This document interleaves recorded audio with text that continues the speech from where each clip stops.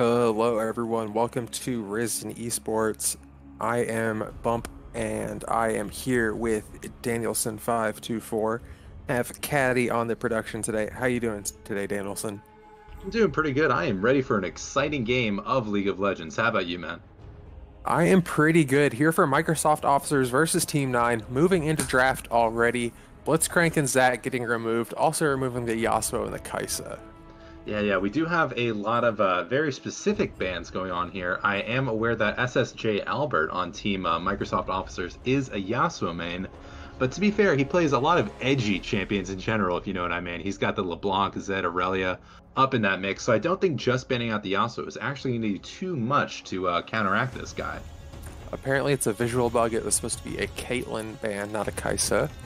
Ah, okay, that makes sense a lot because I believe Indian here is a Caitlyn main. That should be a very effective ban for him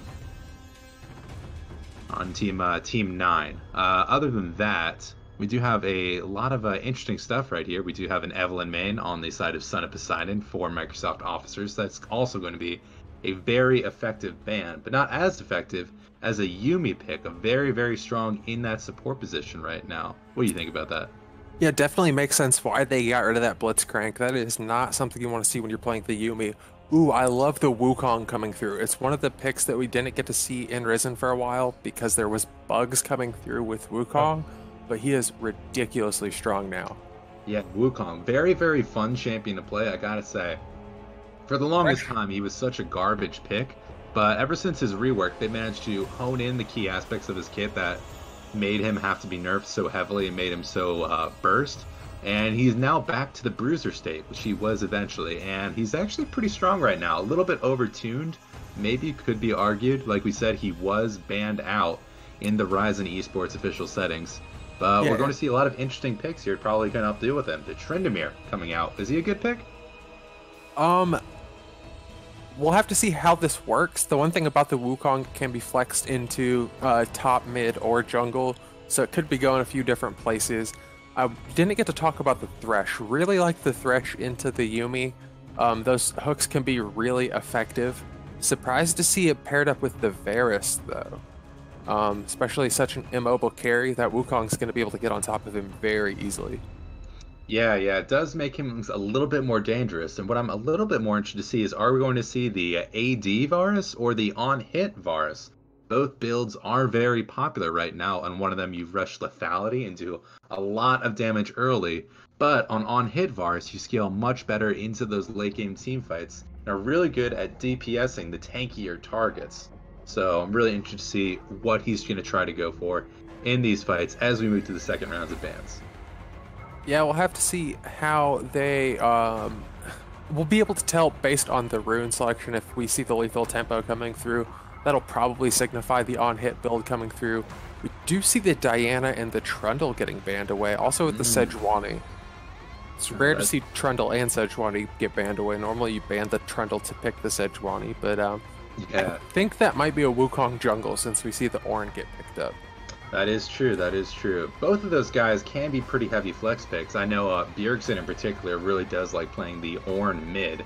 Very useful to his team, very useful on the roams. Silas also going to be banned out on the side of Microsoft Officers. I know that Blade's End is a pretty big Silas player, although he does not have a very good win rate. I like to check people's OPGGs before we start these sort of things. This guy has over 30 games on Silas and about a 33% win rate. Now, folks, I don't know about you, but if that's me, I'm not even going to bother trying to pick the Silas. So I'm really anticipating some interesting counter picks right here from Microsoft Officers that Silas wouldn't be normally what you want to play into. I like the Thresh Lucian pairing. It's really aggressive in the early game. Surprised we didn't see any bans coming through into the AD carries since that was mismatched pick.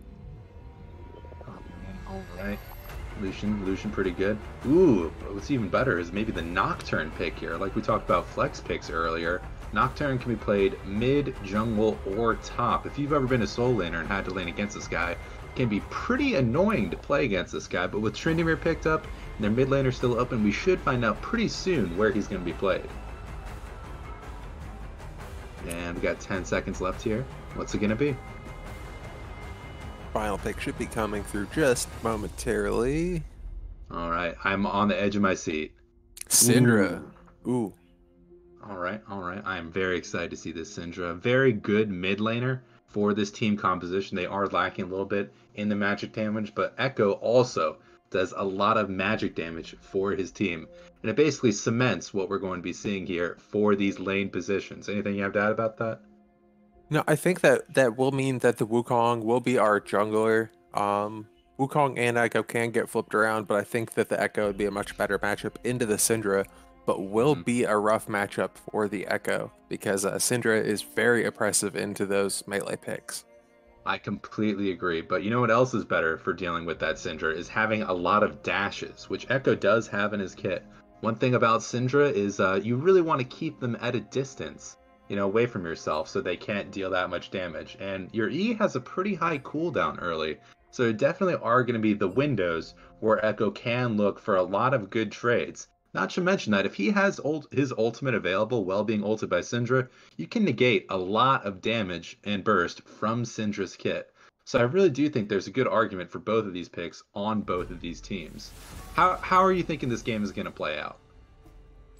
I think it really depends on how the early game goes. I think if we can have a hard farm Nocturne, get him to around 6.5 minutes, move the Syndra and the Nocturne towards the bottom lane, because I don't think you want to pay much attention towards the top lane if you're Microsoft officers. You're just kind of leave Tryndamere alone, let him do some split pushing, make the Ornn respond to team fights, and get turrets done with him. I think Microsoft officers can pull this off if they can pull off the early game. One thing I did want to talk about earlier in this game is that they are going to definitely have their work cut out for them on the side of Team 9. They definitely do have a little bit lower ranked of players on their team, with the average being around Gold 2. In fact, most of these players are either Gold 2 or Gold 3. Meanwhile, Microsoft Officers does have a Diamond player and a Platinum player on their team, giving them a little bit of an advantage. Of course, that player from the side of Microsoft Office is going to be Embalmize. Or Embolize? How do you pronounce that name? I am not sure.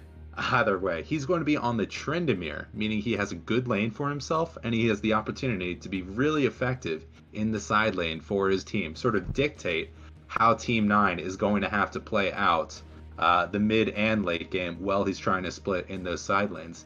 And with these lower ranked teams, you do have the a little bit of advantage there. Sometimes they aren't very quick to respond to you. Sometimes they spend not enough or too many people, leaving a lot of good openings for your teams to potentially do something on the other side of the map. So this is really going to be fun to watch Embolize play this Tryndamere pick. Not too common of a top lane pick for his team. Really, really cool stuff.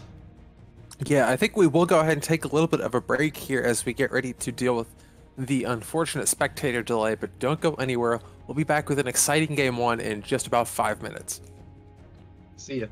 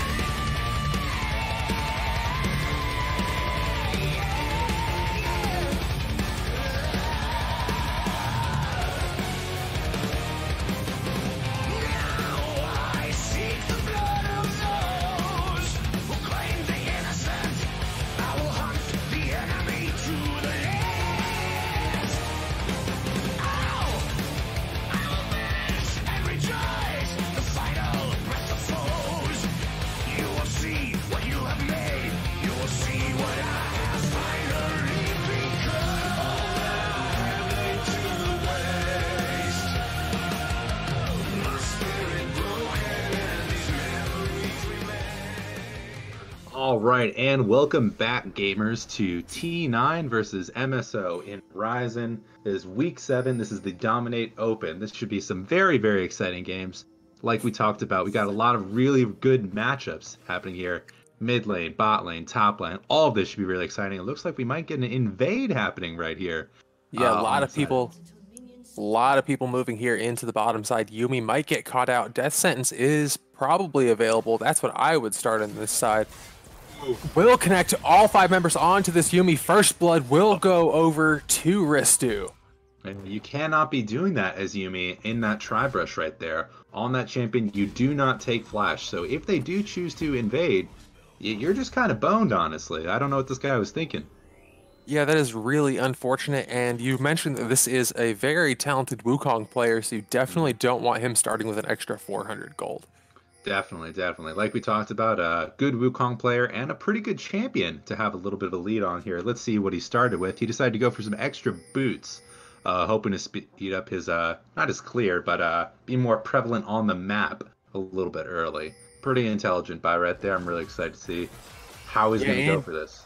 And gets himself that early control ward, a little bit of vision, nothing you can complain about early.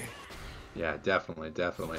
Like we talked about, I don't think we mentioned this in the pregame draft, but this is actually a pretty important game right here on the side of T9. You know, if they do not win this, I believe it puts them out of contention for the playoff series. So this is going to be a pretty big game for them. Really big trade happening here on the top side.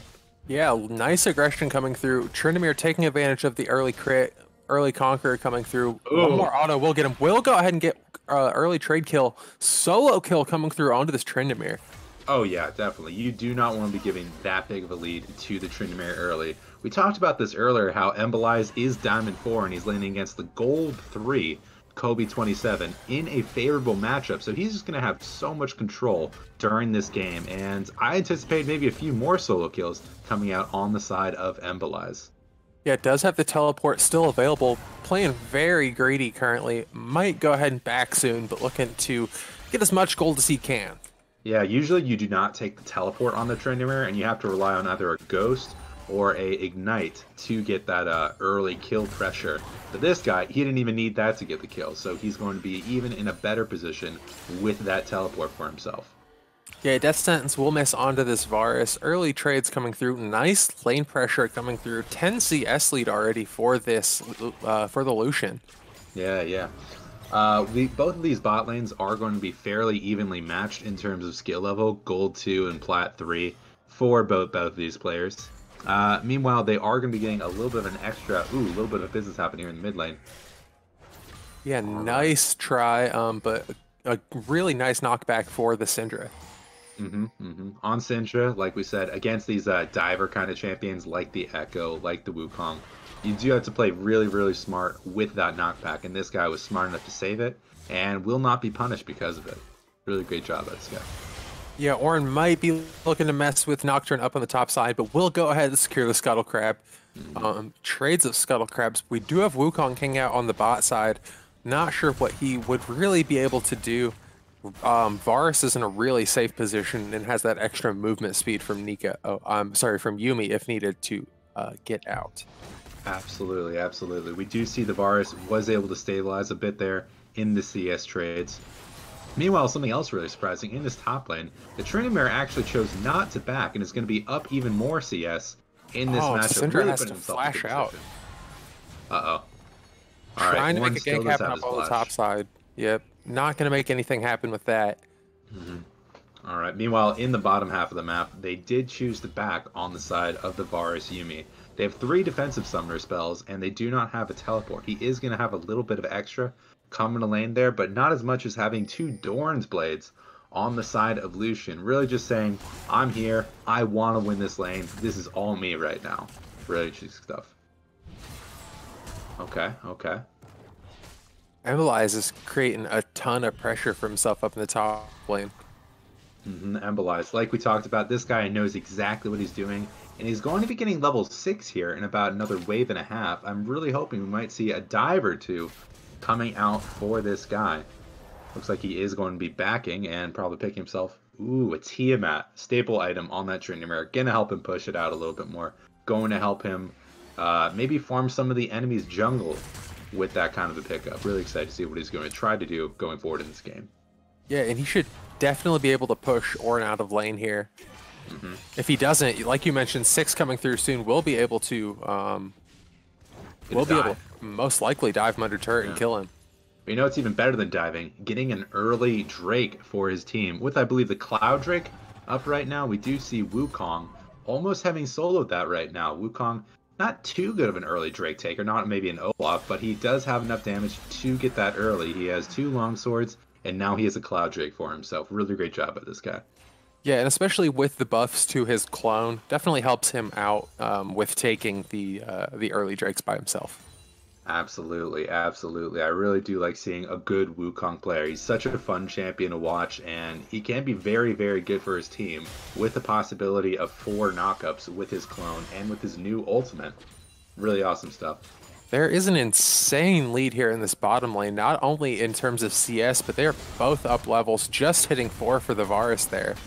Yeah, Bright Britches, excuse me, not doing too good on the side of CSing. He is missing a lot here. I guess I'd have to put that, or credit that to Thresh, creating so much pressure for his ADC. And it doesn't look like Yuumi is doing too good of a job of prepping CS for her ADC. She's spending a lot of time within the Varus, not autoing those minions and getting them to positive health to make his autos interact well with the tower shots.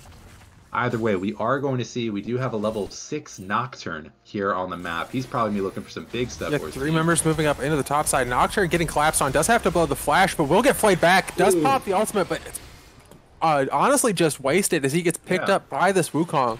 Currently sitting 2-0. He's really scary.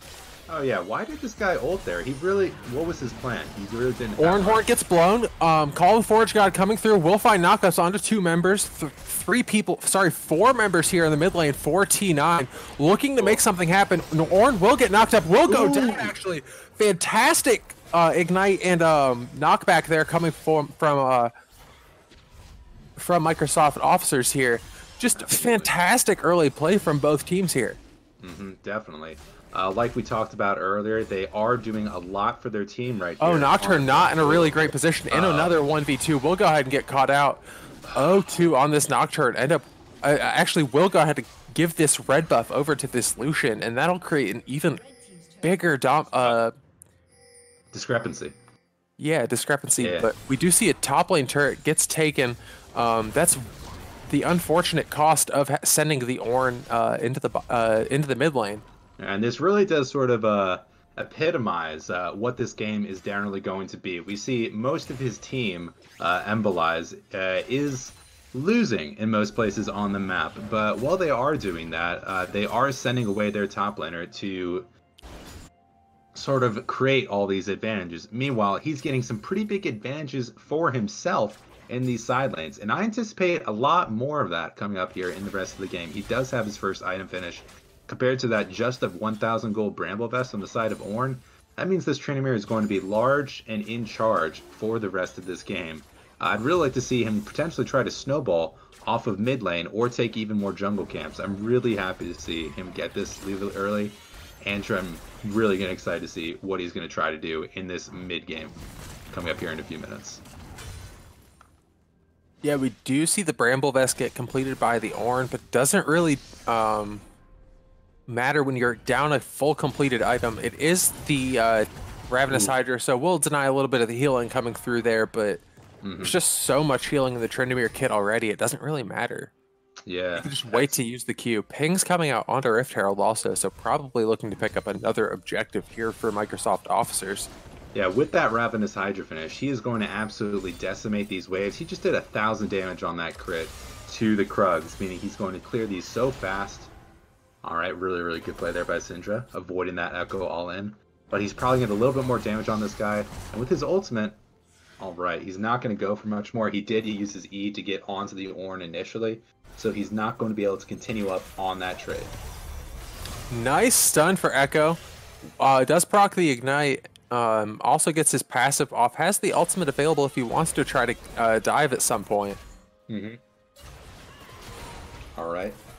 Alright. He's going in again. Yeah, thinking about it, won't be able to make it in after the Scatter the Weak. This guy's just going in whenever he can. Ooh, I think he flashed in place. Really unfortunate. 2 members here though. 1v2, not in where you want to be if you are this. Ooh, fantastic stun here. Double kill coming through for this Echo. Fantastic parallel convergence. Finds the stun, buys enough time to pick up the Nocturne. Yeah, this Echo is just playing this lane exactly how he needs to if he wants to win. He's going in basically on cooldown with his E, getting the Syndra low enough to the point where he doesn't even need to do too well in a final trade to get that kill. Yeah, we do see Tryndamere moving in, trying to pick up the Echo, but won't be able to quite find him. Echo is going to be staying there sideline. Meanwhile, Tryndamere is going to make his work on that tier 1 tower. Meanwhile, this Infernal Drake, second Drake of the game, is going to go down fairly quickly on the side of T9. Now Tryndamere has something to say about it. He's in a 1v4 scenario. Yeah, Call of the Forge God will go ahead and blow the ultimate, keep himself alive a little bit longer, might be able to pick himself a trade kill, finds the flash, or not really where you want to be. Gets really low, actually does go down. Ooh, fantastic death sentence, will pick up the Cinder, ignite onto her, does go down, flash in. Lucian gets that kill, double kill for this Lucian. Yuumi trying to do whatever she can, gets the heals, triple kill for this Lucian, absolutely massive at this point in the game. Quadra kill. Trying to find himself the Penta, but actually will go over to this Echo. A fantastic ace. 12-minute ace coming through for T9, and they are showing that they are fighting for their playoff spot. Yeah, what looked like an easy pick on that Tryndamere actually ended up looking like it might have been a lost team fight earlier. They got a really, really good Yumi ult on the side of Microsoft officers, but without a lot of damage to follow up on that, they end up acing the side of Microsoft officers from T9, and they're going to get a lot off of this. The score is now 4-10, with a little over a 2K gold lead on the side of T9. Hope they might be able to come back from this. Yeah, trying to get some turret plates off of that really big advantage, but they are able to find themselves up about 2.5K. 2.5K lead at 12.5 minutes is pretty good. Yeah, it is pretty good. I would like to see them doing a little bit more with this lead. Generally, when you get a really big team fight like that, you can find some other things on the side of the map that you want to get. However, in the top side, Tryndamere is still going to be stronger than Ornn. It's going to be rough for him. Uh-oh. Oh my god. Able to pick him up. Yeah, you never win that on the side of Varus. That Echo just goes right on you. He had his Ignite up again, actually. I thought he just used that in the mid lane. It's very surprising. Okay, okay. Yeah, actually finishes him off with the Ignite. That's a little bit of the BM kill there, but it happens. Ignite, yeah. It happens, it happens. Alright, meanwhile on this top lane, the Tryndamere did decide to go for that BF sword. I anticipate this either building into an Essence Reaver or an Infinity Edge, actually. Both of them very well synergizing with Tryndamere's kit. Probably going to be the Essence Reaver, though, because of how valuable CDR is for the Tryndamere, you know, with the ult, with the Q, with the E. There's a lot of value in that, even if you don't actually mana for that item. All I have to say is, thank God it's not AP Tryndamere, because that is a scary champion. Oh, yeah, back 7 years ago? Yeah, man, that was awesome. Nah, dude, I saw him get played like a few months ago. It was. Oh, really? What are they building? Dude. Nashor's Tooth, Gunblade. Yeah, dude, it was crazy.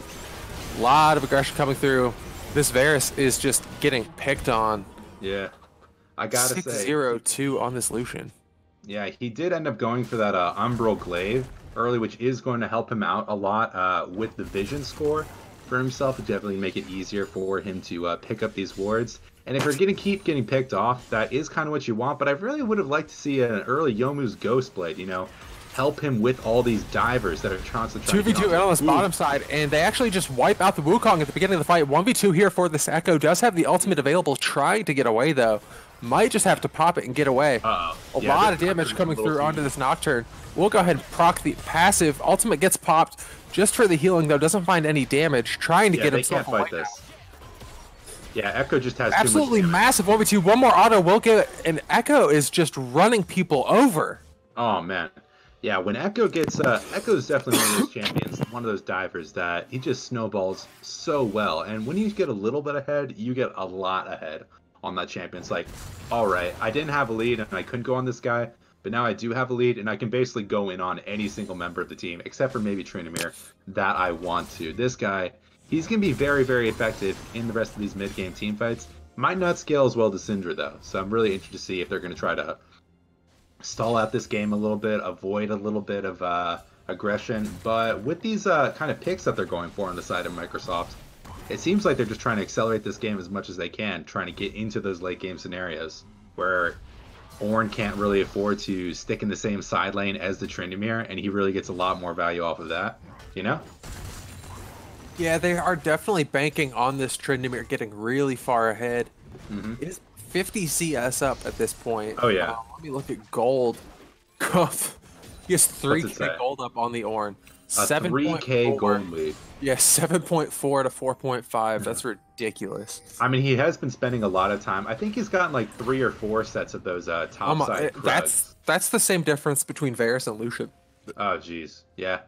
One thing that I generally like to say in my solo queue games, at least, is this fun little phrase called "better bot wins." You might have heard of it before, but it really does just dictate like how your mid and late game is going to go. You know, if you get a really bad ADC player, well, not bad, I guess, but if you get some guy who feeds early, it's just so hard to come back from that advantage because there are 2 members that are getting ahead instead of the one in maybe the mid or top side of the map. You know.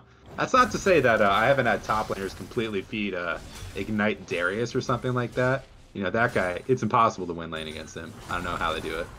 I think it's just a little unfortunate. Like we mentioned in the champion select, there wasn't... we have a lot of aggression coming through. Wukong ult will get blown. Just trying to get himself out, though. Does Here's the take the second one, lantern. though. Echo does have his ultimate available. We'll go ahead and blow that just to get himself away. Okay. But this Syndra is really low. Yeah, Syndra got pretty lucky there. She had... In fact, I really got to say, I don't really like the choice of getting the Ignite for herself against this kind of a team comp. You know, I really do think there was an argument to be made for taking Barrier on this pick when she knew she was going to have to lane against the Echo with the Wukong for herself in the jungle. You know, maybe go Comet, maybe take Nimbus Cloak. Oh, man. Jesus. Yeah, Not this, even enough time to comment on that one. Oh, yeah. This Nocturne is just...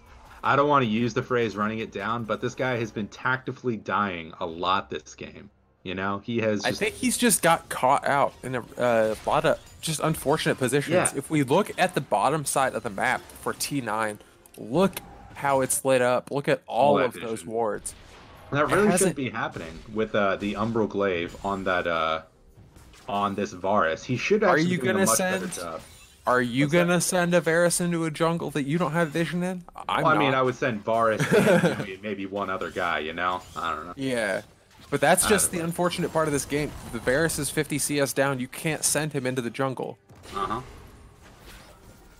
Again, it just really kind of sucks that they weren't able to get more of an advantage. Oh my goodness, this Echo. Yeah, he is just doing so much damage onto the Syndra. He has the Lich Bane completed. He has the belt completed. So every time he goes in, he's got 2 big items helping to amplify his damage. That's really not what you want on that Syndra. His combos are just beautiful. Yeah. All right, how about this? A lot of the times, mid laners will kind of default to the Sorcerer shoes, especially when you're on kind of a mage champion like the Syndra. I know that at least in LCS, a lot of people will go Merc Treads with mages. Yeah, Merc Treads are really popular in mages. Yeah. People don't realize, I think like LS might have been the first one to discover this, but the amount of value... Oh, fantastic stun. We'll be able to save his life there. Call of the Forge God coming through. Does have to flash to save his life. Has a little bit of heal for himself, but not sure where he's going to find himself. Ooh, do have the chains coming through from Varus to save his life, and that will be enough to save him. Yeah, but they'd have to blow a lot to keep Tryndamere alive. Yeah, he does have a little bit of a shutdown gold on him, I do believe, so maybe that was a pretty good investment. But they are going to be dropping the Rift Herald. Ooh, nice little return coming down right here. Hopefully he gets away, won't die again. But yeah, what I was talking about earlier, people don't really realize the value of Merc Treads in a magic damage versus magic damage matchup, especially when someone has a stun, like the Echo, like the Syndra. There's a lot of value there to be had. And with Baron spawning on the map, we're going to see Team 9 going forward almost immediately on spawn. Yeah, and they do have amazing vision set up. Tryndamere just looking to push out that mid lane, but I'm not even sure they have an idea that they're on this Baron right now. Yeah, I have not seen any pings coming through onto the Baron, but I don't think they're gonna. Yeah, this what can is they do? A fantastic Baron. Yeah, this is a really, really great call on the side of Team 9. They're gonna be so confused. Ooh. Oh yeah, 20 minutes and 23 seconds they managed to get that Baron in. Really trying to take their advantage, get exactly what they can on the map, and I think we're going to look for a mid, maybe a 4v5, 5v5 kind of team fight. What do you do at this point? It looks like they're sending members towards the bot side. They are sick of this Tryndamere only having 1 death. They are looking to punish him. Also, only about a minute until this dragon comes up. He might be able to just recall, get himself away. Yeah, it looks like they're not going to go too hard on the Tryndamere, getting a really easy recall for that boy. One thing I will point out, though, is he did decide to go for the Infinity Edge before the Essence Reaver. I think that might be a little bit of a misplay, but not as much as Varus getting caught out. Man. Yep, yeah. Really unfortunate. They definitely swept the vision and didn't clear it. Yeah, like, they do have... Nocturne swept it, but he walked through with the sweeper. Speaking of Nocturne, we might get a little bit of the classic here coming down again. Yeah, not sure where you're going, bud. In a 1v4 here, we'll go ahead and just get wiped out. 7-0-5 on this Lucian. He is an absolute monster. Yep. 2 members on T9 here without any deaths. All right, looks like they're going to be giving this dragon 2 seconds. Yeah, it looks like they're going to be giving away the Mountain Soul right here, all the way to T9. Meanwhile, Tryndamere is going to be getting a tier mid tower. Not really an even trade, but if he can get some damage on the tier 3 mid, maybe there's something to be said for that, you know? Alright, meanwhile, Echo pushing. Yeah, he's just going to kill Varus here. What's this guy doing? Nice. Alright, ult. And disengage the tower, Echo, yeah. This is a dead tier 3 right here. Varus Yeah, should that not be that close. He had barrier and flash. What is this guy doing? yeah, just really unfortunate. Don't think it's very fun to play AD carries against assassins. Tryndamere does have to pop the ultimate, may be able to find himself a kill. Do have the Syndra ultimate, is able to find Thresh, but will have to give herself up in the process. Lethal Tempo does get procced for Nocturne, but he's just gonna get bullied by this Lucian. 806, 805 I on think the game's Echo. over here. Yeah, it looks like at 23 minutes, they're just gonna look to end this game. Yeah, yeah. I mean, this is a classic case of you win the early game, you have a good mid game, and you're gonna. They didn't even get to the late game from right here. They won the early game and they used that advantage in those fights. They got a lot of insane picks they really shouldn't have gotten for themselves off of this Thresh. And I gotta say, I'm probably gonna anticipate a Thresh ban coming out on the side of Microsoft officers. I think Uh, Microsoft officers generally just needs to rethink the bottom lane picks. I think you need to yeah, think something a little bit tankier to protect the Varus. Maybe think about a Tom Kench to come through if you're going to have something that's going to yeah, get picked maybe. that often. I was checking this But guy, Bright Britches, earlier, and he does not play a lot of Varus. He mainly plays Senna and Ashe, so maybe they'll give him something like that in these future games. He really didn't do much for his team on this lethality Varus. You know, he lost the lane, which is supposed to be Varus' strongest suit, and he wasn't valuable for his team at all with the ultimate in mid game fights. They just gave up so much pressure across this map, getting picked off, losing the bottom half of the map, and even with the advantage that Embolize got early for himself in the top lane, they really couldn't do anything with it. It's just, you hate to see it. You hate to see it, man. yeah, really good job there for T9, fighting for those playoff hopes. But we will be back in just a few minutes as we get ready to go into game 2. We'll see if T9 can secure that playoff spot or if Microsoft officers can force a game 3. But don't go anywhere. We will be right back.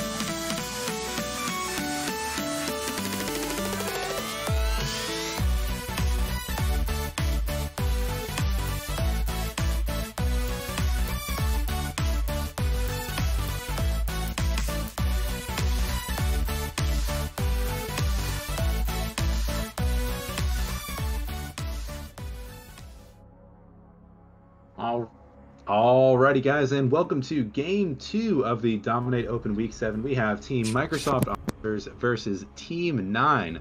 Game 1 was a pretty big stomp for the side of Team 9 against the Microsoft Officers, and we got some pretty similar bans coming out here.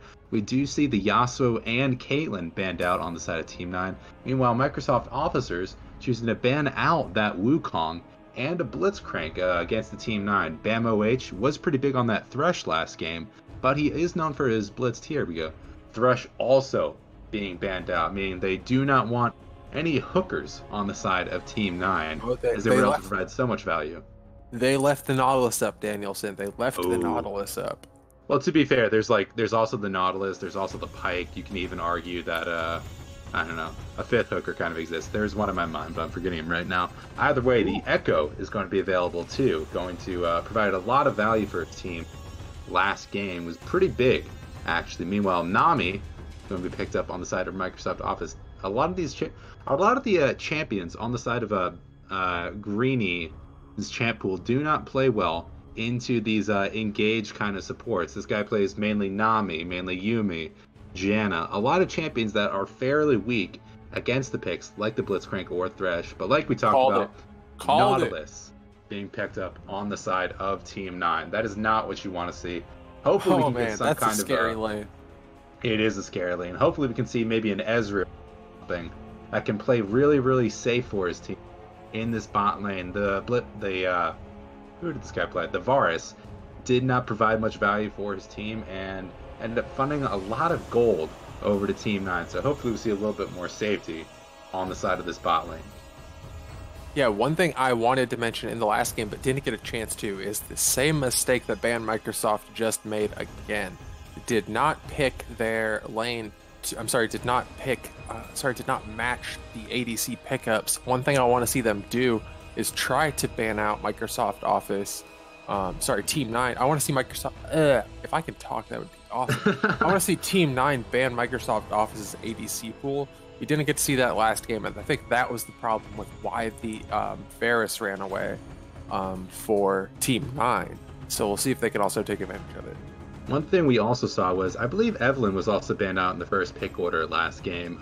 Son of Poseidon on the side of Microsoft Officers is an Evelyn main, so it might be that he's actually just a lot more comfortable in that champion, and there's a little bit more value in getting that for him. But meanwhile, we do see Ezreal and Ashe banned out on the side of ADCs. This guy on the side of Microsoft Officers playing mainly Senna and Ashe, so we might see the Senna picked up for Microsoft Officers, but it's not going to be the Ashe, not going to be the Caitlyn, not going to be the Ezreal, not even going to be the Yasuo bot lane. Technically, 4 ADCs banned on the side of Team 9. And like clockwork, it is the Senna. I'm not sure I really like the Senna with the Nami. I'm not sure how that lane is going to work, but Nami normally works around enchanting auto attacks, but when you're auto attacking every 2/3 of a second, it doesn't really matter. Yeah, that is true. However, they did make some changes to Nami's kit recently so that abilities can also proc her bubbles right now. It really opens up a lot of mage pick. And with Senna, who usually goes auto Q auto, is going to have a little bit more easier time proccing all 3 of those bubbles. Either way, I do agree with you. I really don't agree with the side of this guy's support pool champion. Enchanters are not as strong as engaged supports at the moment. I really would have liked to see a Leona or something coming out, but might not even be that good, because we do see the Olaf coming on the side of Team 9. Would be able to ignore. Oh, hold up. What? What is this? That might be a mispick. It might be the Olaf top, actually, I think. I have seen a few games of Kobe 27 playing the Olaf top, so maybe he's going to be going for that. Or maybe it's the Jarvan top. Quite honestly, both of these guys can be playing the top lane. I was just about to commend Team 9 for picking a ridiculously strong early game jungler like they did with the Wukong in the last game. I have to see. Oh, hold up. Oh. This. We do see the Timo getting played on the side of Embolize for his team. I gotta say, I'm not too into this pick. What are you thinking about this Timo right here? I think if it's the Olaf, it'll be really good because it's an auto attack based champion. I guess so. I don't know if it'll be good. I think it'll be really. I think it'll be really dependent. I don't know. I If I don't think think if I that. was playing the Olaf top on the side of Team 9, I would probably just go for like a Comet kind of a build instead of the Conqueror. Yeah, You you're know, definitely like gonna you're want to not work going to get around too the many good opportunities to pull in the team up. How Q blind and E auto attack damage can be in that melee versus range scenario. But I don't know. Maybe going Comet is the thing. However, I would rather just send the Jarvan top lane, honestly, if I had my choice. Yeah, I think you definitely be able to get the Olaf ahead a lot more in the jungle. I think we'll definitely have to see how this early game works out. Really confusing picks here coming through for the last picks for both teams here. Um, Yeah. Huh. Honestly, I'm not sure. Really excited to see the Kai'Sa Nautilus here for Team 9. I think they really showed that they can make that bottom lane work in the last game. I mean, they destroyed Um, those guys with that yeah, Thrush the pick. Echo didn't die in the last game. Obviously, an insane pick. I think he went 8-0-5. That was just beautiful game there for the Echo. Although I So, do gotta say, against the Echo, I really do like the Aurelia pick being picked up on the side of Microsoft officers. SSJ Albert, he does play a lot of Aurelia, in addition to the Yasuo. So that's definitely, it's better to go a really strong melee champion against the Echo, someone who can say, I win trades against you and you can't auto attack me. mhm. So you can push him off the wave, you can roam to fights better, and you can potentially be more useful. Especially one other thing that we didn't talk about is Aurelia has a lot of dashes in her kit, and it's really easy to avoid the stun on the Yeah. Echo. A very crucial part of him for winning early trades. He did land a lot of great stuns on the Syndra in that early game. And I think if this Aurelia does well, he might have his work cut out for him. Probably not going to have too big of a carry performance in this game as he did last. Yeah, I think Team 9 does have a little bit of an advantage there. Just, I'm not going to say because of the Teemo, but because of the Teemo. Yeah. I think that we will go ahead and take a little bit of a break now as we get ready to move into the spectator delay. But don't go anywhere. We'll see if Team 9 can secure their playoff hopes and move us into a 2-0 against Microsoft officers. Don't go anywhere. Round.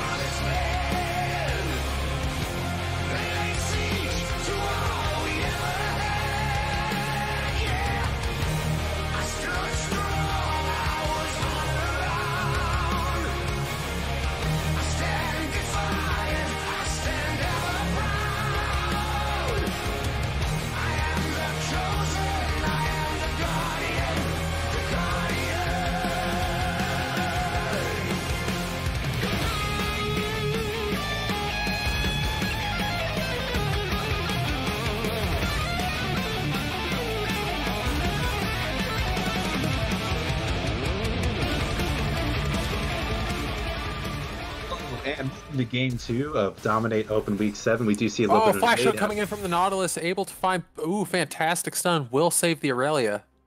We didn't really get too much of a chance to intro there, but we did get a little bit late into this game. This is Dominate Open Week 7, Microsoft Officers versus Team 9. This is game 2 of the potentially 3-game series. However, I don't anticipate it going to 3 games because game 1 was so much of a stomp on the side of Team 9. They really just had their way with Microsoft Officers. Basically, all their lanes won. They had the early rooms, they had the picks, they had the early fights, and it ended in about 23 minutes, I believe. But they didn't get a kill there on the invade because Aurelia was able to get out. They did have the flash missing on the Nautilus now, but it looks like we're just going to go to clears.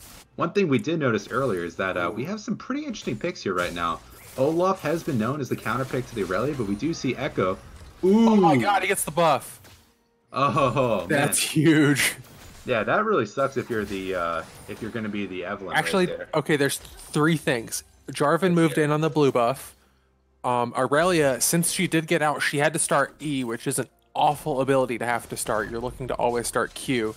Do have Nami looking to harass a little bit, but you can't really do much against a level 2 Jarvan. Able to find himself a blue buff, and this Evelyn is in a horrible position. Yeah, she is still level 1. She had to use her smite there on her first camp for herself, and she's going to be set pretty far behind. Meanwhile, Aurelia definitely getting made herself there in that mid lane. But one thing we didn't talk about is that it's going to be the Olaf into the Aurelia. That is a pretty standard Aurelia counter pick, actually, but we didn't see it there for ourselves on this deck yet. It is going to be the Echo. Ooh. Oh my goodness. He has that red buff, and he's all-inning this team up pretty hard. But the minion wave coming up mean he is going to have to back off. Uh-oh. Oh my god. Ooh. Really nice ignite coming through. Oh. Ooh.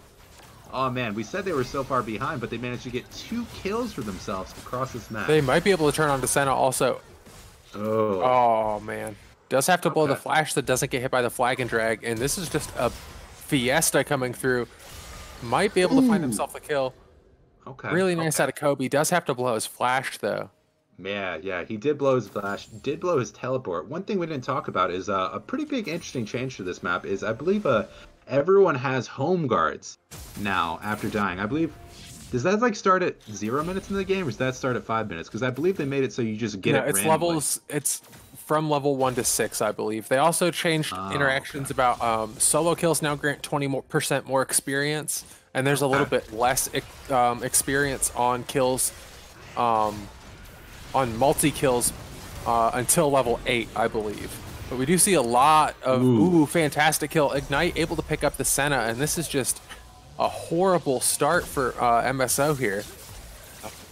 All right, Kobe does not Really have any close flash. for Kobe. Oh, he The does have last pots auto. though. Oh my god. Yeah, that's Corrupting potion saved him. I gotta blame Timo for that. Although Evelyn did miss her early Q, he needed to just auto one more time. He was in range for it, but I guess he didn't see. I thought pots the auto coming had after it. that show. Nah, pots actually do so much for you early. Meanwhile, Aurelia getting some really good trades onto this Olaf. It looks like he's dead here. Oh Jesus. Oh yeah, you don't want to see that if you're the Olaf. You know, you go for the counter pick in that lane, but you lose anyway. Oh, that was really close for Nautilus. Dredgeline Yeah. will find the cannon minion, but won't find the Aurelia. Yeah, Nautilus does not actually have the Ignite up right now, so I believe even if he did go in there, with the amount of sustain in Aurelia's kit, I don't think he would have even won that right there. She gets the heal on the auto attacks, and she has the Conqueror. Nautilus doesn't have enough burst to get down that Aurelia at the health she was at, so I'm a little questioning why he decided to go for that. Able to get a little bit of solo experience onto the Kaisa there, so that'll help her out a little bit. Already in a massive advantage, has a nice wave pushing into their turret also. She did get that early pickaxe for herself on that back with the kills they got onto the enemy bot lane. However, they don't have as big an advantage that they got last game because they do have their solo lanes following a bit behind. We did see the Trinimir come a little bit behind. Ooh, Dredgeline won't find anyone, will get rooted up. And this Nautilus not as effective as the Thresh in the last game, a little bit slower of a projectile for the Dredgeline. All right. Echo with a really well played trade there. Though maybe not as good as Aurelia, she does have her stun and her level 6. Olaf 5 right now. Yeah, SSJ Albert showing off the kind of Aurelia he plays. Really strong. Flash Dredgeline will miss, not able to find anything. A lot of damage coming through onto this Nautilus. Kaisa trying to find something. 1v2 here onto this Olaf. Doesn't know that the Evelyn's here yet. Jarvan trying to make something happen. Flag and drag will find the Evelyn, but Ignite comes through onto the Olaf. Will take him down. Aurelia trying to make it out. Did get ignited on the way out. Able to get herself out. Jarvan in the 1v2. Not able to find anyone. Turret shot coming through. One more. Oh! The Prey Seeker will find the Kaisa will find the with the Prey Seeker, we'll find the Senna. Just, this is a bloodbath coming through. 7 minutes, have 8 kills already. I was just about to give so much credit over to the side of Team MSO for how well they were avoiding these Nautilus hooks. Oh, no. Uh-oh. Oh, my God. Like you said, more blood happening here, just falling everywhere on the map. And with that Cloud Drake up, they should be able to get themselves a little bit of an early advantage. You know, get those earls on a little bit lower cooldown. Danielson, the one thing I do want to mention is by definition, we are at 7 minutes. There's 9 kills. This is by definition a clown fiesta. I completely agree. This is a little bit of an here, especially with the picks, especially how this game is playing out. Cloud Drake coming down right now. What's going to be the second Drake? It's going to be Mountain coming up early. I'm glad to get those two out of the way. That does mean we're going to have either an Infernal or Ocean Soul on the map this game. Probably two of the strongest souls in the game, depending on what champion you play. But I think in general, those are two of the strongest, which makes me really happy because I like seeing some strong souls on the map. Yeah, I'm not really sure what Kobe's looking to do. Just trying to find himself some farm if he can, but he has no mana. He's in a really horrible position if anyone comes up to this top side. Currently 3-0 on this Aurelia. She is a terrifying champion. Not sure if Olaf even wants to push his wave up like this. Why are you spamming your Qs? Yeah, he is not winning these trades right now. I do not see what he's trying to do here. All right, meanwhile, in the bot lane, we do see some junglers coming around. All right, Jarvan. Oh man, these dredge lines have not been great. It does blow the flash out of the Nami with the Cataclysm. Prey Okay. Seeker will find the Senna, but just a little bit of damage coming through onto this Jarvan. Yeah. Okay, a little bit of a stun coming out here for Aurelia. Again, so much action in these matchups right now. We see the Aurelia versus the Olaf. Two melee champions squaring off in the bot lane, and two gank-heavy junglers. Evelynn is now 6, meaning she has the invisibility. Gonna come in for a charm right here. Will she get it? Let's see.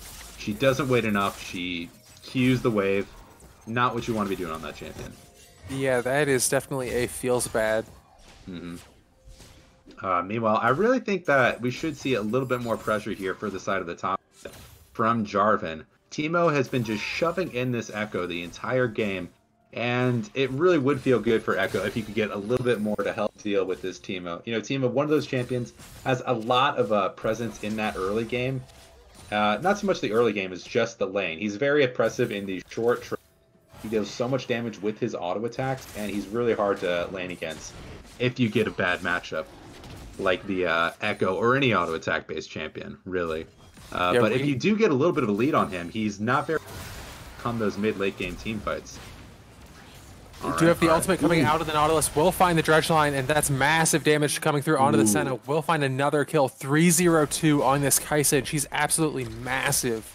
Absolutely. One thing I did want to mention is fantastic job for Son of Poseidon here. Did start in a really horrible position in the beginning of the game, and he's found himself caught back up pretty much completely, just down one camp. He was just able to steal away the enemy blue buff and has his own sitting there waiting for him. I gotta say, I don't really credit that much of his own play as much as meanwhile we do ultimate coming through for the Aurelia. Oh my god, 4-0, and this is just a terrifying champion. And the Echo might get turret dove here. It does have the ultimate, but I don't think has enough mana to use it. Yeah, you need 100 mana for that. Oh man, they have the Olaf here, but yeah, the passive melt for the Teemo will just go ahead and do him in. Aurelia really low here, but I think could probably still kill the Olaf with how this matchup has been. He is a level down. He might go for an all-in here, but I don't think he's going to I think they want to fight since he hit both shrooms. Yeah. Yep, they are going to fight. Does blow the flash out of the Nautilus. I'm sorry. Oh my god. They are able to find the trade kill. Shutdown coming through onto this Aurelia. Yeah, you really hate to see it like that. You really hate to see it like that with those Senna ults where they don't really notice what's happening in the side lane, but they do throw their ultimate way after you have already died, way after it probably would have been a lot more. Nautilus ult coming through onto the Aurelia, onto the Evelynn. Does have to blow her ult just to get to safety. You hate to see it. You hate to see it because that ult is so useful for that Evelynn and has a pretty high cooldown for herself. But it is going to mean the Rift Herald going to the side of Team 9. That's going to give them a little bit more of a scaling advantage. Hopefully come back from this disadvantage that Olaf has set for them in the mid lane. But they do have a pretty good bot lane to work with. What were you going to say? Just fantastic play from Bamo. They're able to 1v1 the Evelynn, get her off of that Rift Herald, and then they are able to not even reset the aggro on it, keep it going, and able to pick it up for themselves.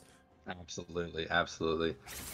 Meanwhile, the Bright Britches on the side of Team Microsoft officers is going to keep farming there in that bot lane. Do have the Rift Herald. They're sending 3 members there to help out the mid lane. Nautilus is leading the way. Let's see what he... Yeah, we are keeping up with our pace of more than a kill a minute. Do have a 1v2 here on the bottom side for Echo here. But honestly, with how the MSO bot lane's been playing, shouldn't be too much of an issue for him. Yeah, right now we have, just consider this, we have a tier on the side of the Senna versus a full Manamune, plus 2 daggers on the side of the Kaisa. That really just shows you what these guys did in lane. Like, one team got caught out a lot, they shoved and realized that they had a Nautilus. Aurelia in a 1v4 will get Cataclysm and absolutely it just gets wrecked. Not really sure what you're trying to do in a 1v4. Yeah. But fantastic job there from T9, able to find themselves a lot of gold in the turret play and the kill onto Aurelia. Dragon is available, and they are looking to pick themselves the Dragon. You know, I could have seen the scenario where she decided to play around the Nautilus a little bit better. She did have her ultimate available, and we did have a fairly low health AD carry and mid laner that she could have potentially did something with. But because Nautilus had his ultimate, she really wasn't able to do much there. She doesn't even get her ultimate off. And just kind of sucks to suck right now, you know? I think that stun just saved Kobe's life. I guess so. I guess so. Kobe is going to be pretty low health. He does not have his teleport, meaning he's going to lose some tower plannings for himself here on this top side of the map. Might be worth trading the ultimate to get back to lane. That is a... Yeah. Although you don't get a lot of mana in the base if you do choose to use your ultimate back. I'm not entirely sure what you do here in this scenario. It really hates that. It really just sucks to get behind in the top lane. Fantastic stopwatch from Nautilus. Do have the killer instinct coming through for Kai'Sa. Does have to blow the flash for Evelynn just to get away. Turret plating about to fall, but Teemo able to find himself one more play as that goes down. Mm-hmm. Really, really good play here by Teemo. He knows how to play this lane out very well. You can tell that this guy knows what he's doing, but at the same time, he's still a Teemo, so I really don't anticipate him being as useful as the Echo come, I don't know, 25 minutes into this game. Definitely until then, though. He's definitely be pumping out that DPS. I'm really interested to see what his second item is going to be, actually. You know, Naster's Tooth, very standard on these AP auto-attack-based champions like Diana, like Azir, and like Teemo. I guess those are really the only three users of it. But the second item is really going to dictate what he decides to go for. Oh my god, Bright Britches is... Oof. Oh my god. Biting off more than he can chew for himself. He decides, you know what, maybe I can 1v1 this Olaf. That seems like a good idea, but unfortunately it is going to mean his flash and heal are going to be wasted. He's three levels down against this Olaf. Yeah, you're 3 levels down. What makes you think you can... I don't know. Also, you're an 80 carry, you know? Yeah, even if you're 3 levels up on an AD carry, I don't know. She's not even really an 80 carry. She's a support in the 80 carry position. Yeah. I don't know. Except I will point out, they did decide to go for the, they did not go for the farming Nami approach. They decided to go for the double Doran's Blade there on that Senna, so she's not going to be building up those souls as much as she probably could have if they decided to go for something like that. I guess that's just not something... Although it probably went a little bit smarter. I don't know. I don't know what I'm doing. I don't play bot lane. Either way, we are seeing this T-game approach 15 minutes. I believe we've only taken one Rift Herald off the map right now. We should get another one coming up here in a few minutes, if I believe so, if I'm smart enough. About a minute 44 until Rift Herald. Gotcha. All right. Other than that, we do see the third Drake of the game. It is going to be the Ocean Drake. We have a little bit of extra bushes around there on the map. And this would be a pretty good Drake for either of these teams, honestly. Yeah, I think if you're a T9, you're really looking to take this mid turret so you can buy yourself enough pressure to either take Rift Herald or this Ocean Drake as it comes up. Meanwhile, we do see 2 people come up here for the top lane. Teemo and Evelynn, the killer squad. Teemo's getting shit on. That is really unfortunate. Killer Instinct comes through for this. Evelynn will get herself away with the ultimate. Okay. Yeah, able to find themselves the kill onto Nautilus, but Aurelia against this Jarvan. Jarvan is not someone you can fight Aurelia with. Ooh, really good play by that Evelynn. Yeah, sticking around until that guy decides to back and just managing to capitalize off of it. That means that they won't have as much pressure here when this dragon spawns in about a minute and a half, although she's probably going to be up by then, so, you know, maybe it doesn't matter. However, snowballing the Evelynn, also very valuable, always a great thing. Meanwhile, let's go back to that a little bit. I really got to say, that was some poor play by Teemo right there, just getting caught out by that Nautilus. You know, it's always a good idea to try to start out that trade, get a little bit more before your Evelynn comes in there. But standing in front of the minions so Nautilus can hit his hook was a little bit of a misplay right there by him. Yeah, always have to pay attention to the minions when you're playing against these hook champions. Meanwhile, Nautilus, we do see that this game... Oh yeah, Nautilus. Might be a 2v3 real quick right here. Tidal wave coming through onto Indian here, and not able to find anything. One more turret shot will pick him up. Lots of damage coming through for this Nautilus. So much CC. Cataclysm onto Bright Britches, and the Ragnarok, not Ragnarok. What actually does get picked up by the I can't think. It's the Olaf. What are you talking about, man? Come on. It's the Olaf axe. My brain's being stupid today. It's the axe. Just call it that. It's the Axe Body Spray. We are sponsored by Axe Body Spray on this stream. Terry Crews, favorite guy ever. Either way, it's going to be the Ocean Drake picked up right here. Going to be started by both teams. Looks like Evelynn's going to get caught out. She does not have her, and that's going to be an easy kill for the side of Kobe 27. We Yeah, do not and have a smite though, so maybe we could see something, but I doubt it. This Drake's going down pretty quick. It's going to put them at soul point for Ocean. And Ocean's actually going to be a very useful Drake for this team. See some pretty tanky frontline guys that could benefit a lot from this. Meanwhile, Teemo. oh man, Oof. lots of damage coming through from this Kaisa. She just Yep. rips people with the rockets.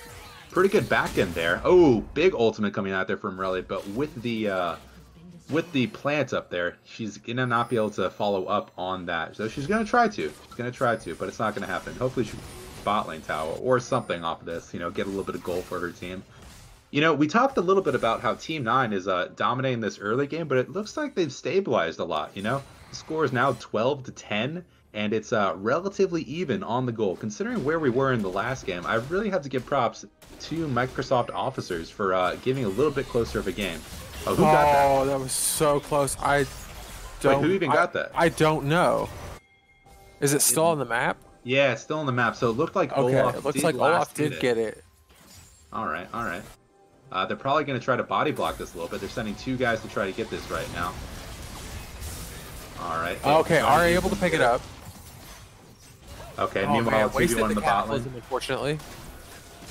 Yep, 2v1 in the bottom lane. Teemo, oh man, Teemo's so low. Nautilus trying to get himself Killer Instinct. Ooh, Teemo is able to trade himself, but Teemo will trade with the Kaisa. Okay, okay. Really, really good play right there. For both teams, really, we really didn't want to see Team Microsoft Office come up and get that. But they sent more guys over there to that fight, so they were just able to clean up from that, get their stuff, get that Rift Herald off the map, and they're probably going to use it right here on this top lane tower. I believe Jarvan has it, if I'm correct. He does. However, he is going to back, and he's probably going to choose to use it in another lane. Maybe create a little bit more pressure for themselves in that mid lane. He does have his Cinder Hulk, and he's going for the Black Cleaver. A team-focused player right here. Great job. Yeah, if they are able to crack the mid tier 2, it would probably secure them that Ocean Soul. So that would be really useful. We'll have to see where they decide to use it, though. Meanwhile, we do see Baron now on the map. It was taken at this time last game. It was taken about 2023, if I believe. Meanwhile, we do see a little bit of scaling on the side. It's really weird to see an Aurelia finishing the item, not the Trinity Force first. Oh yeah, I don't know if that's.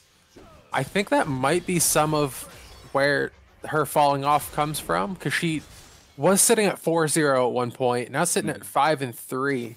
So yeah, wasn't able to keep the snowball rolling. I think the Trinity Force really helps keep her snowball rolling. So yeah, this guy plays this SSJ Albert guy. He plays mainly Yasuo and Aurelia, so I guess he has more than me. But yeah, I still maybe he knows something we don't. But yeah, a Titanic Hydra before going for your Trinity Force, or even just a Phage on that. Not a Phage, a Sheen. You don't have the Sheen. That's the power of your Q. You have to blow the ultimate for the Evelyn, but that will put her in perfect place for the Cataclysm. Another kill coming through onto this Kaisa. 7-3-4. She's absolutely massive. Do have the Chrono Break coming through for Echo. And Rift Herald gets summoned up here in this bottom side. Yeah, they do still have the outer turret available for themselves, and I believe it's pretty low. I can't really see right now. Yeah, it's a little under half health, so this should be a pretty easy strategy. Aurelia comes through here. We'll find a stun onto 3 members, and she's absolutely massive. Trying to find the Jarvan. Double kill coming through for this Teemo, surprisingly.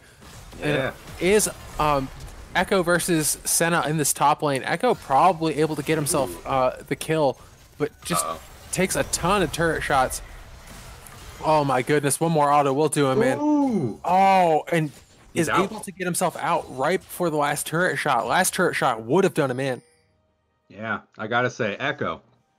We saw this guy, well actually it was Blade's End on the Echo last game. He played pretty well in these turret dives, but I guess pretty common skill amongst his team, knowing how to play those turret dives, but not playing around the jungler. Evelyn looks like she's gonna get this kill.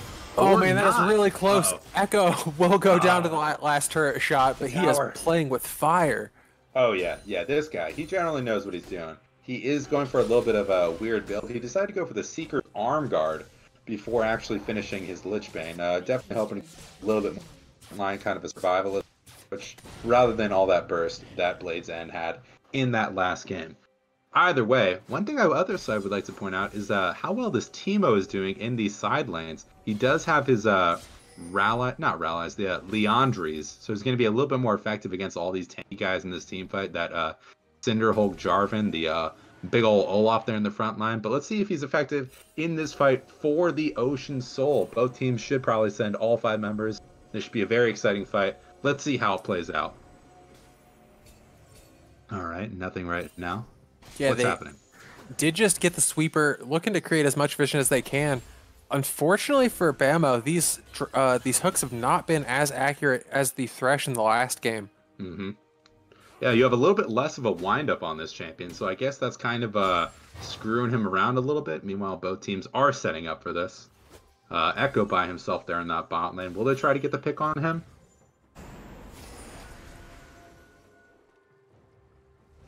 Yep, Drake has spawned. All 10 members are here. This will be a bloodbath. Currently set 33 kills in 24 minutes. Aurelia ults in. Tidal wave coming through. Massive. Able to actually stopwatch for this Aurelia. Really, really low. Trying to find themselves Cataclysm onto 4 members from this Jarvan. Bright Britches will find themselves a kill, but Teemo double kill onto this Kai'Sa. Bright Britches trying to get himself away here, but this is just triple kill coming through. Quadra kill for this Kai'Sa. 11, 4, and 4. This is absolutely massive. This will be Ocean Soul going over for T9 here.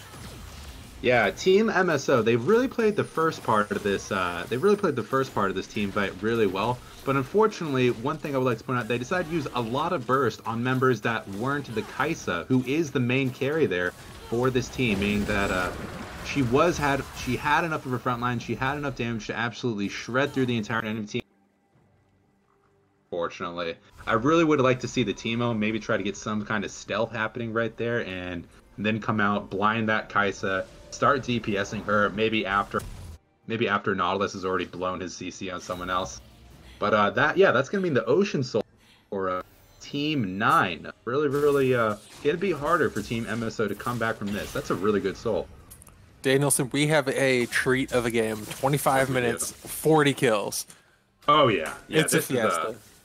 Yeah, I wouldn't say this has been. It's a party, boy. They know what they're doing. I would. Oh no, I'm not. I'm in no way. Fiesta, though. It's not a clown fiesta. There's a ton of good play going on, but it's close though. Yeah, it's a mime fiesta. It's a fiesta. Like or a Pagliacci. I don't know, like an Italian cloud or something. You know, not technically there, but there's a lot of similarities. Send in the clowns. Yeah. All right. Meanwhile, Baron is on the map. We're probably going to see Team 9 set up for this somehow. They do just start winning every single fight. They were very close in that last one, but it shouldn't even be close now. With Embly is trying to stay alive as long as he can. 2 invisible members here in a 1v3 now for this Olaf.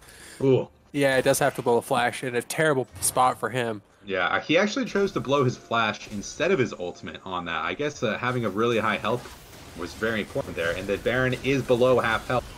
Really important to have that. We are going to see a fight here. Red team is. Oh my God! Evelyn gets the Baron. That is a very, very big play for herself right there. How did she even get into the pit? Did she blast cone over and then ult out? No, she flashed. She flashed in, then ulted out. She flashed into the pit. She is 2 that's levels massive. up there in that Jarvan, even though she had such a big early defeat. Yeah, that's absolutely massive for his team. You can't be giving away Barons like that. Come on. Yeah, 2 levels means 100 more damage on the smite, so just fantastic job. Combined the smite with the execute damage from the ultimate. Oh yeah. So just a ton of damage coming through from that Evelyn. Really fantastic job, and SSJ Albert looking to do what he can on this bottom side. Yeah. Does find the stun out of this Kai'Sa, but in a 2v2, Nautilus trying to make it a 2v3, actually moving back towards the top side. Speaking of tons of damage, we do see SSJ Albert did finally finish his Trinity Force, and will probably be going for this GA here as his next item. Let's see what he buys. What's he going to buy? He just backed. What's he buying? You got to buy something, man. Come on. Ooh, there it is. There you go. Yep. Likely going to build into that GA. Unless he builds, I don't know. What else would he build? Infinity Edge? No, Infinity Edge. I was about to say, we don't know with this what he's been building. Could be Infinity I'd say the closest thing he would probably build would be that item that got removed recently, Shojin Spear. Shojin, but, it is no longer in the shop unless you exploit some kind of a bug with Sivir and Ornn. But even then, you can't even buy it. So, either way, They do have the Baron here up for them. I believe they still have it for another. It is about a third of the way gone. They probably won't be looking for too many team fights here. You know, hard to fight into that Ocean Soul, especially with the Baron buff. Maybe they can get some kind of a pick. I don't really know, but it's nice to have the Baron while they have it, you know?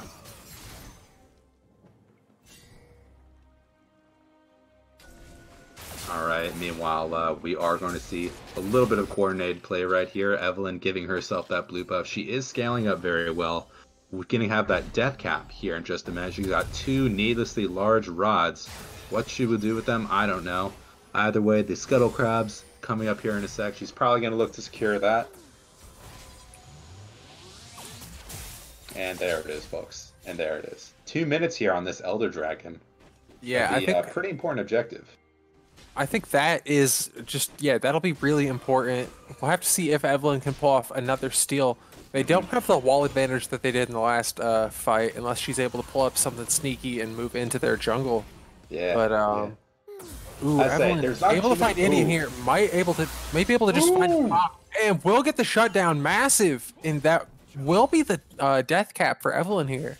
That was a lot of gold for her right there. That was an 11-4-4 Kai'Sa. Really the carry of her team, and she did blow both for summoner spells, trying to get away there.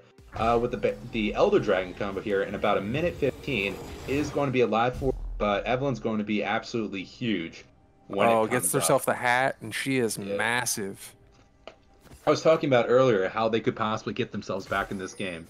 One route is to somehow get the Elder Dragon for their team. Another route is to just get picks on the enemy team and win fights that way. Her ultimate does 1,600 damage at 30%.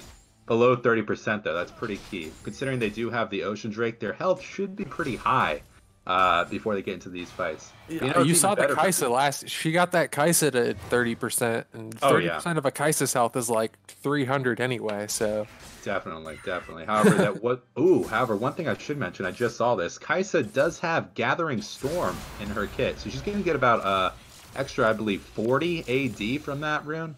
That's absolutely huge for herself. However, AD doesn't really keep you alive that hard, so with this dragon coming up here in a sec, it's going to be really, really important for her to not die.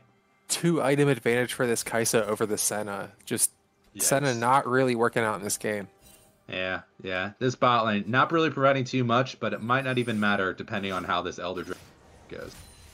Pretty hard to lose fights when you have that Elder Dragon buff. Yeah, everyone does have their ultimate up. We'll have to see if Nautilus can use his depth charge on someone in the back line.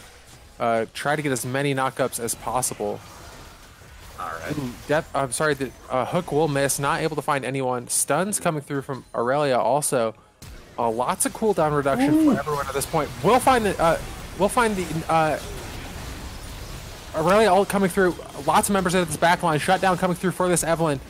Massive smite's gone, and this is 4 members for actually we'll go ahead and find themselves the clean ace and the Elder Drake. This might just be the end of the game here. Oh yeah, definitely. There's no way, I mean, I keep saying it, but that there's no way you can come back from this, but there's definitely no way you can come back from this. They got a 5-0 team fight right there, and now they have the Elder Drake. Now is when you either back and push mid or just immediately push mid right now. I gotta say, these fights around the dragon have not been very clean for the side of MSO. They are going to be shoving these waves right now. They got about another 10 seconds before these death timers start becoming effective. Nami is up now, and things are not looking good on the side of MSO. Yeah, and they do have enough consistent damage to apply the burn damage of the Elder Drake and get that execute off. I think even just the rockets for Kai'Sa might be able to just proc someone. Yep, and they will be rotating there into the bottom half of the map. Olaf was already there. They are going to get a tower now. Maybe even another inhib. Let's see how far they want to go with. Yep, all 5 members here on this bottom side. Maybe even looking for this tier 3 turret. For some reason, Evelyn farming up that red buff. Looking to maybe find a flank. But maybe she needs her 16. I don't really know how that champion works. Yeah, really good ward coverage here for T9 here. Able to spot her coming through, and she just has to run away. Alright, looks like they're going to be going for the back here. Probably going to want to reset and either rotate to the top or bot lane.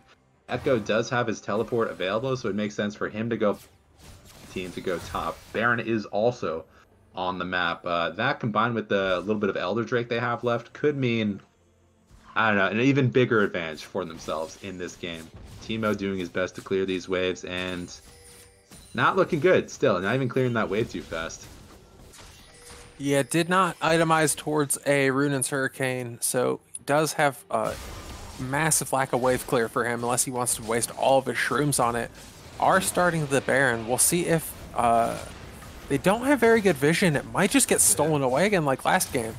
Honestly, level 15 like versus level 15, not as too likely, but they do have the Evelyn ult for themselves. Yeah, do have Echo coming in onto the Senna. Does have to blow the ultimate to get away, but we do have Aurelia on that bottom side, just trying to get that getting turret. off of it?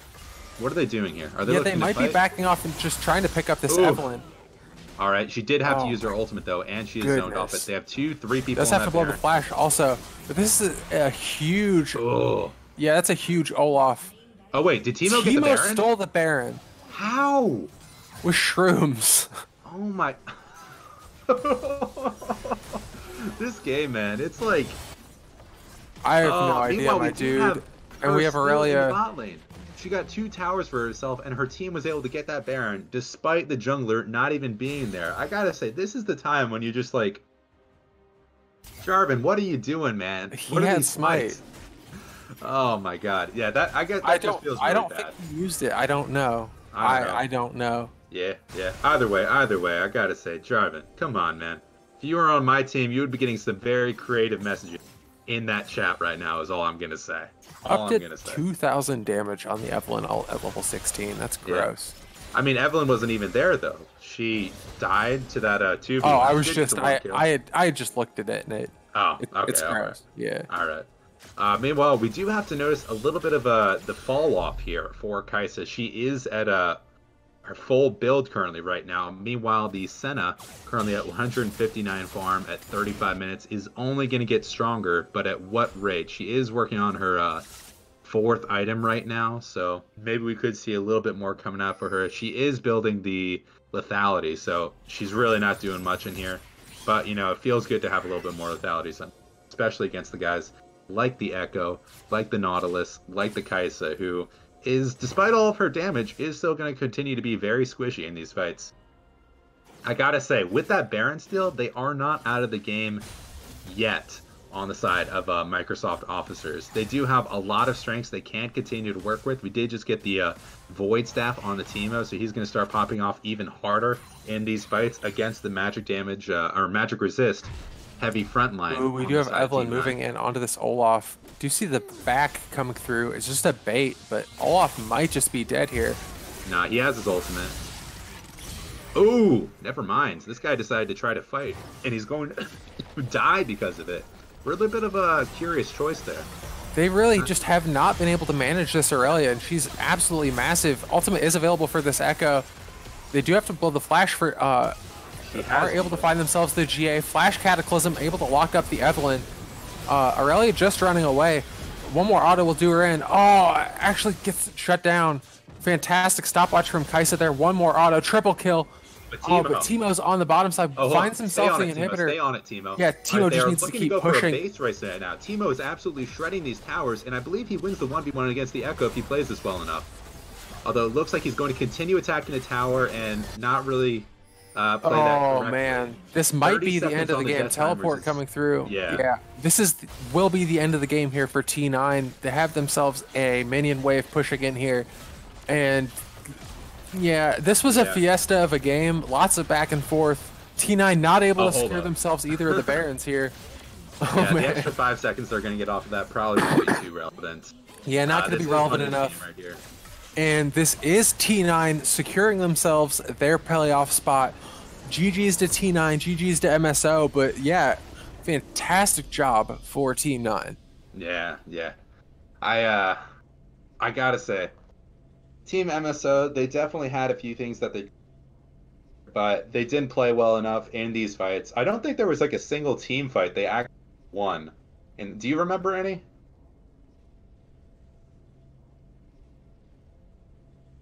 You there? Oh, yeah, I think I disconnected for a second. Sorry about that. Yeah, I don't think there was a single team fight they actually won in this game. There was just like a few picks they got, which they were able to get objectives, and they did get a few really clutch steals for their team.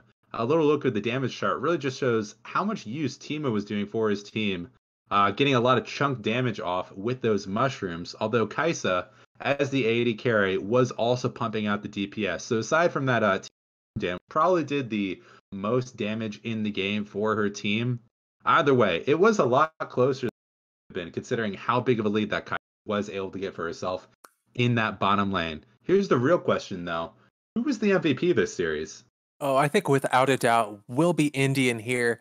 Hmm. 16, 5, and 8 in this game. Had a fantastic performance in the last game on the Lucian. Oh I yeah. think he was 8-0-6 in the last game. So, Would you give it to him, or would you give it to Bam OH on that support position with the Thresh, with the Nautilus? um, he missed too many hooks Uh, in the second game. that's true. That's Um, true. He did hit a if few if really he crucial ones though, if like he that had the Nami on that team fight in front of yeah. Eldrake. They probably wouldn't have won that fight if they had Nami on the back line getting to manage really crucial heals on their carries. So yeah, although I do agree that Bam OH did do a lot for his team, I still would give it to Indian here, the series in this spot. Are we gonna bring this guy in for an interview?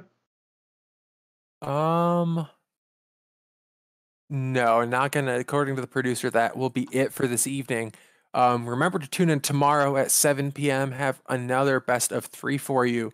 Danielson, have anything else to say for this evening? It was a really exciting game. I don't know. This is a really great one. Really happy how both teams played, and hope to see. I'll see you guys all next week. Yeah, congrats to Team 9, able to secure themselves that playoff position. Thank you to Caddy, our producer, for this evening. For Danielson, I am Bump. Have a great evening, everyone. Doodles.